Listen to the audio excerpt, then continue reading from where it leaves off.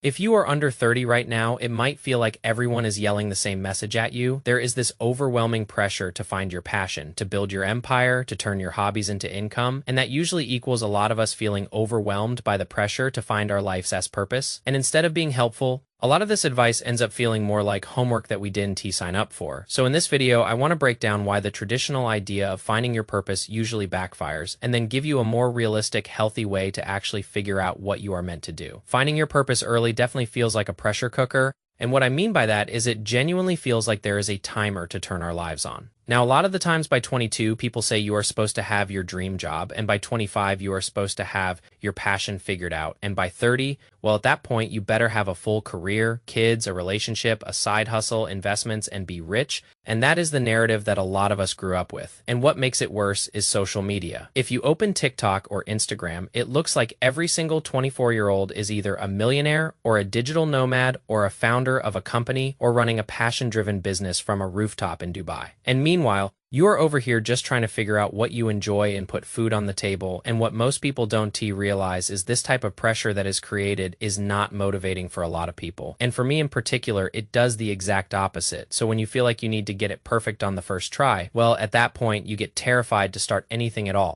You end up doing nothing because the idea of choosing quote-unquote wrong feels fatal. So instead of helping you find your purpose, the pressure actually shuts you down. And there is this overwhelming myth of this eureka moment, right? Most of us were taught that at some point we're going to feel this dramatic moment. Like one day the sky is going to open up, a beam of light is going to hit us, and we suddenly going to know our purpose. But let us be honest, real life does not work like that. Purpose is not a lightning bolt. It is a very slow build-up over time. It is tiny breadcrumbs that you are going to follow through life without even realizing it. It is the things you are curious about, the people you admire, the work that energizes you instead of drains you. And here's the mistake. Most people treat purpose like one single, fixed destination that they need to find at 22 years old, but your purpose is going to evolve. It changes with new seasons of your life, and it grows as you grow. So if you cling too tightly to one idea of what your purpose should be, you end up boxing yourself in. And the worst part, a lot of people try to think their way into purpose. They journal, they overanalyze, they take personality tests. But the truth is, purpose comes from experience, not analysis. You don't figure it out by thinking, you figure it out by living. And then there is this trap of external validation.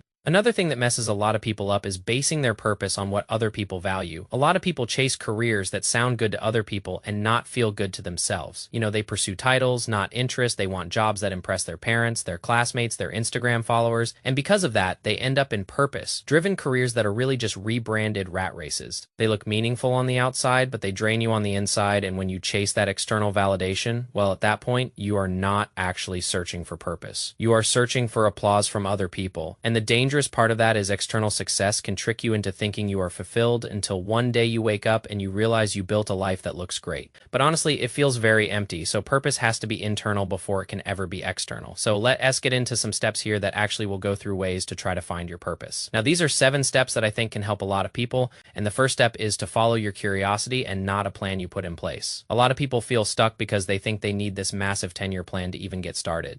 They think purpose arrives only after you map out your entire life. But the reality is most people who end up doing something meaningful didn't start with clarity at all. They started with curiosity. And curiosity, once again, is like those little breadcrumbs your life drops for you. It shows up in the topics that you naturally find yourself researching, or the things you naturally find yourself, ranting about, or the weird hobbies that you wish you had more time for, maybe the problems that frustrate you more than they should. Most people ignore those things because they feel too small or not serious enough in the moment. But that is the whole point. Purpose usually starts very small. So every big passion begins as a tiny little spark that you usually don't think much about. And when something continues to pull your attention over and over again, well, at that point, that is not random. That is your brain saying, hey, look here. And the funny thing is, the more you follow those small pulls, the more they compound into large clarity. So curiosity very much is direction. You just have to trust it enough to follow it without needing the whole map at first. So the next step would be look at what you are naturally good at, but don't value yet. The crazy thing about purpose is that it is often hiding inside the strengths you brush off because they feel too easy. We have all done things that we just naturally good at, things we've done our whole lives without realizing their actual skills. But because they come so naturally, we convince ourselves that they don't matter, or that everyone else is just as good. Maybe you are the friend that everyone comes to for advice. Maybe you are the one who is calm under pressure. Maybe you are the organized person. Maybe you are the one that is really good at explaining things clearly. Maybe you are the creative artistic one, but downplay it. Or maybe you are the problem problem solver in your group without even trying, those things are not random. Those are little signals that build towards your purpose. And a lot of people struggle because they try to force their purpose into something that doesn't align with who they actually are. But when you start to lean into the things you are already wired for, well, at that point, everything becomes a little bit easier. Your strengths aren't accidents, they read clues, and purpose usually sits right next to those strengths. Step number 3 is you need to put yourself in rooms that expand you. Purpose does not grow when everything around you stays the same. You cannot discover who you are meant to be if you are stuck cycling through the same routines, the same conversations, the same job, the same environment. You become a slightly improved version of your old self, but you never truly become a new version of yourself. And real clarity comes from when you put yourself in new rooms, places that show you different versions of life that you had no idea even existed. You know, a new job, a new hobby, a new city, a new group of friends, a new challenge that maybe you didn't feel ready for. All of these things stretch who you are as a person. They make your world bigger, and when your world expands, well, you naturally expand with it, and most breakthroughs happen in an area of comfort. You know, they happen when you step into a space where you are not the most skilled or you are not the most knowledgeable, but you are curious. New environments show you possibilities where your old environments were never capable of showing you. Step number 4 is to study what drains you versus what gives you energy. And this one is huge because we always told to chase what we love. But no one talks about how powerful it is to track what completely drains you. Every path in life has hard moments, but not all hard moments feel the same. Some challenges leave you exhausted and completely checked out, and other ones strangely leave you fulfilled and wanting more. And a lot of people could find their purpose faster if they simply paid attention to their energy. When do you feel the most alive? When do you feel like time is just flying by? When do you feel proud afterward? And on the flip side, when do you feel like your soul is just being sucked out of your body? Those moments matter. Your energy is more honest than your logic. You might convince yourself something is the smart or safe path, but your energy is going to be the thing that truly tells you instantly. And when something lights you up, even when it is difficult, that is a sign you are moving in the right direction. When something constantly drains you, whether you are no matter how much money you are getting paid or no matter how cool your title is, if it is constantly draining you, that is a sign you are moving away from it. For a lot of people, energy is going to be that compass. If you listen to it, you know which direction to point yourself towards to find your purpose. And step number 5 is do more things that scare you, but in a good way. I think a lot of people forget this. But the things you are scared to try are usually the exact things that matter the most. And I am not talking about skydiving or if you have a fear of water or going scuba diving. I am talking about that fear that you feel isn't always danger. Sometimes it is purpose trying to get your attention. You know, the thing you keep thinking about doing, the business idea, the job application, the message you want to send, the skill you want to learn, the moves you want to make. You are not scared of it because it is wrong. You are scared of it because it is meaningful. And fear shows up when you are near something that could actually change your life. And most of us walk away from that feeling because we confuse fear with a stop sign, but it is really a signal. Purpose almost always hides behind the door you are intimidated to open, and most people never unlock their true purpose because they avoid the thing that makes them nervous. But purpose requires stretching yourself. You don't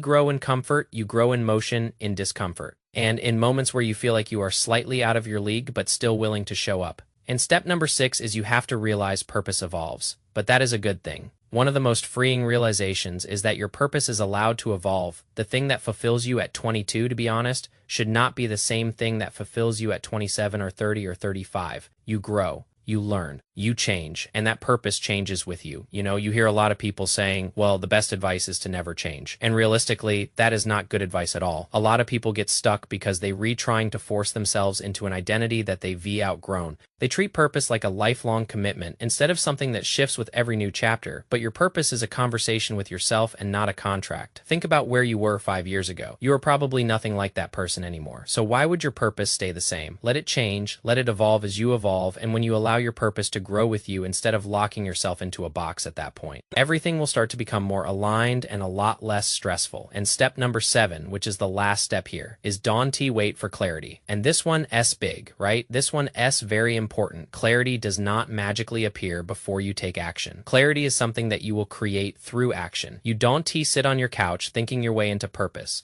You will figure it out in motion. It comes from trying things, from experimenting, from messing up, from seeing what sticks and what doesn't. It comes from taking a small step and then another small step and letting the results teach you who you are. People who wait for confidence or wait for the perfect plan, well, those are the ones who stay stuck. But the people who might start messy and just, throw something at the wall till it sticks, even when they have no idea what they were doing, they are the ones who build confidence naturally. Purpose does not show up in your mind. First, it shows up in your actions, your routines, and your efforts. So don't wait for the perfect plan or the perfect idea or the perfect moment. Just start small, start unsure, start nervous, but start because everything you want becomes clearer after you take that first step of action and not before it. So if you are watching this video and you don't know your purpose yet, I am telling you that is good. You are exactly where you are supposed to be. You are not behind. You are not failing. You are not lost. You are just exploring the old traditional model of figure out your passion at 18 or 20 and stick to it forever is dead. The new model is very fluid. Explore, experiment, follow your curiosities, grow through small actions, and let your purpose evolve as you evolve. Purpose is not something that you discover in your head overnight. It is something that you are going to have to build through your daily choices piece by piece, and it'll start to become a lot clearer. So you are definitely not late to finding your purpose. If anything, now is the perfect day to start. So thank you guys for watching this video. I hope you guys have a good day, and I'll catch you guys in the next one. See you.